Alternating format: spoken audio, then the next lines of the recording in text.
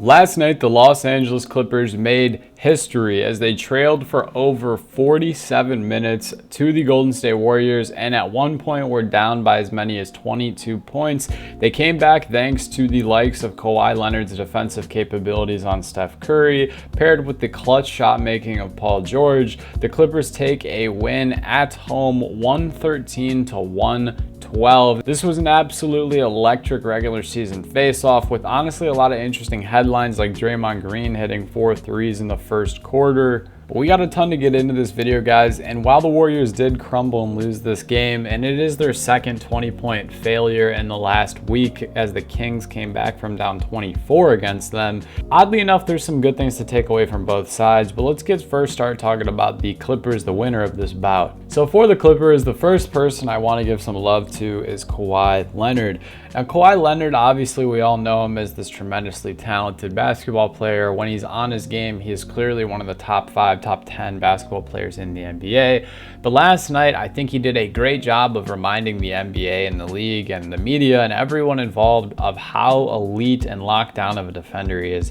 He made Steph Curry turn invisible in that fourth quarter. Steph Curry had a couple opportunities. I want to say it was 2 or 3 shots down the stretch where he could have given the Warriors the lead, and Kawhi Leonard just put his seatbelt on him and just locked him down. It was absolutely brilliant, and paired with his defense, he also had 20 points, 7 assists, and 8 rebounds on a very efficient 9 for 16 night. As we all know, he's just a dominant killer from mid-range. He didn't even attempt a single free throw. He was just getting whatever he wanted. And then to top on that, I have to give love to Paul George as he offensively did the heavy lifting for this team tonight. He finished with 25 points, 6 assists, and 6 rebounds, and he only had 1 turnover tonight. He did a really solid job down the stretch of making big time shots, including the eventual game winner in this one. I was really happy to just see with this Clippers team and Tyronn Lue that there was really no quit in this game.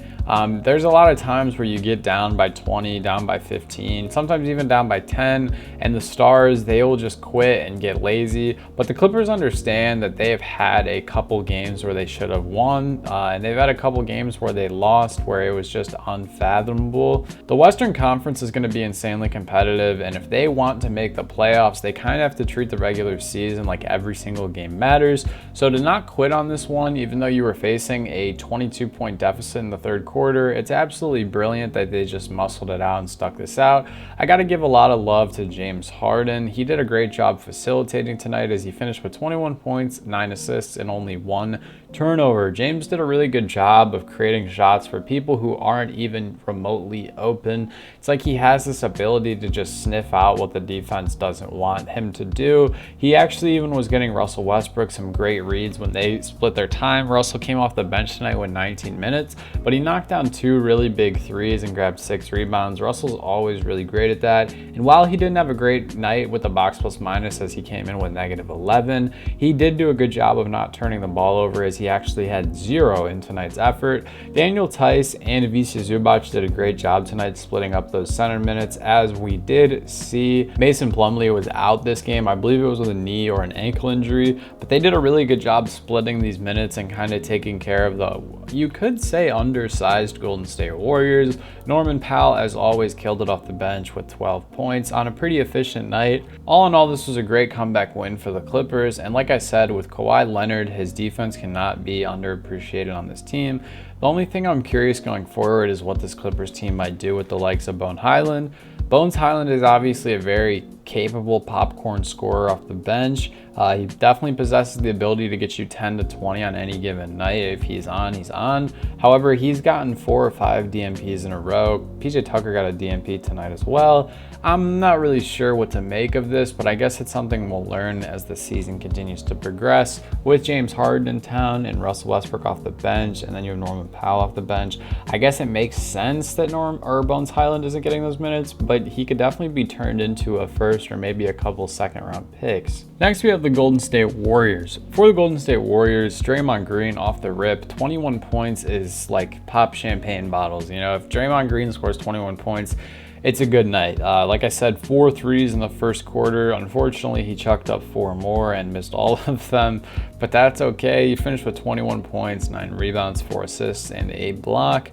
Steph Curry tonight in the first 3 quarters of this game was absolutely electric. I feel like it's super easy for me to just come out here and say this, but Steph Curry is really good at basketball, guys. I mean, 22 points, 11 assists, 4 rebounds, no turnovers tonight. He had 1 turnover, I believe, in the fourth quarter.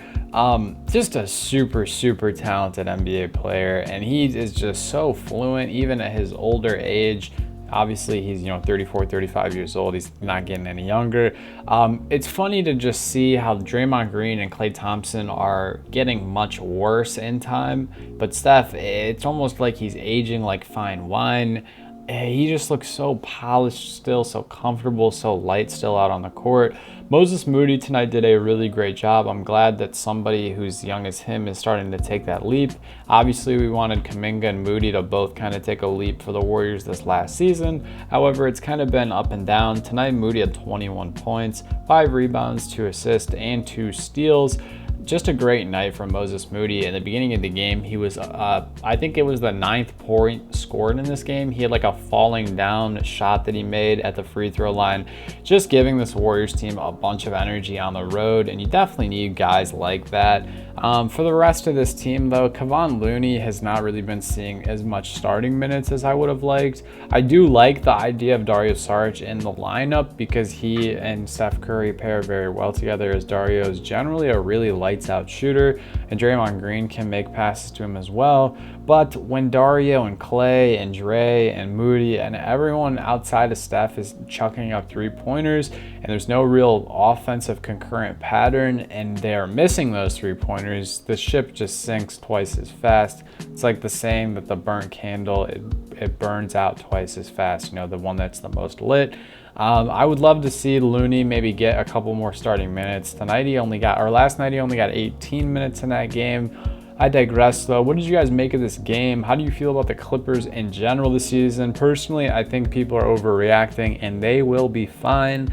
Now, you can pick what you want fine to mean. Fine can mean, oh, they'll make the finals. Fine can mean they'll make the playoffs. Nonetheless, this was an elite game. I hope you guys all have a great rest of your Sunday and a great rest of your week. The holidays are coming soon. Make sure you spend as much time with your family as you can. Appreciate your guys' support as always. Hope you have a great rest of your day. Stay happy, healthy, and blessed. Peace.